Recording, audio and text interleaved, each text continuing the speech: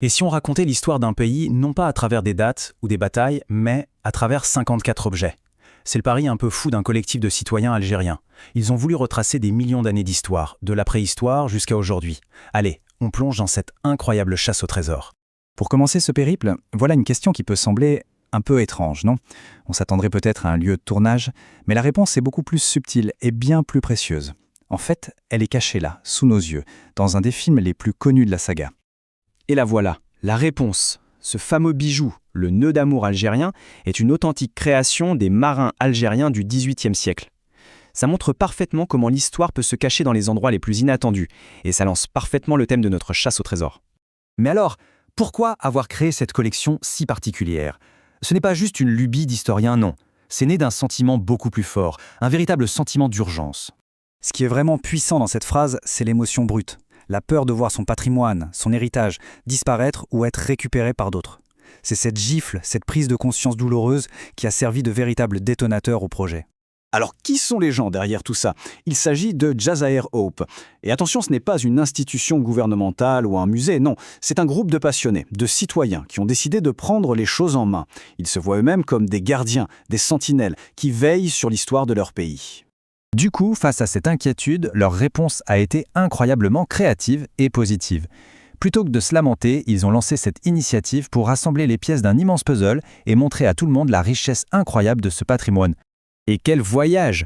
La collection est juste stupéfiante, par sa diversité et l'immense période qu'elle couvre. Regardons quelques exemples, ça vaut le détour. Cette frise, elle donne le vertige, non? On part de la préhistoire, avec des fossiles humains parmi les plus anciens de l'humanité, on passe à l'Antiquité et à l'un des plus anciens centres de savoir au monde, puis on fait un bond jusqu'à l'art moderne, qui a inspiré Picasso lui-même, rien que ça, avant de finir sur une merveille d'aujourd'hui. C'est immense.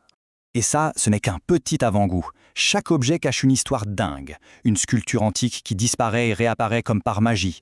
Les chiffres qu'on utilise tous les jours, qui ont transité par l'Algérie avant d'arriver en Europe.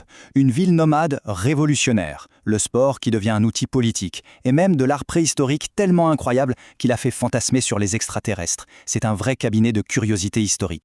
Mais en fait, ce projet est bien plus qu'une simple collection d'objets fascinants. Cette démarche est profondément politique et significative. C'est une manière complètement différente de raconter l'histoire. Ce tableau, il résume tout. On passe d'une histoire souvent racontée par d'autres, de l'extérieur, à une histoire racontée par soi-même, de l'intérieur. Avec cette initiative, le centre de gravité se déplace. L'héritage culturel n'est plus juste une affaire de spécialistes. Il est repris en main par les citoyens, par des gens qui veulent définir leur propre identité à travers des choses qui leur parlent. Et ce n'est pas une simple vue de l'esprit. Cette citation d'un professeur le dit très bien. Ce projet est un acte d'affirmation. Il répond à tous ceux qui pourraient douter de la profondeur de l'histoire algérienne. Il montre que c'est une histoire complexe, riche, un véritable entrelac de civilisations. Et au fond, le but de tout ça, c'est la transmission. Ce livre est pensé comme un cadeau pour l'avenir, un outil pour que les plus jeunes puissent se construire. C'est un legs, comme disent les auteurs, pour une génération qui cherche parfois ses repères. Pour leur dire, voilà d'où l'on vient, voilà la profondeur de notre histoire.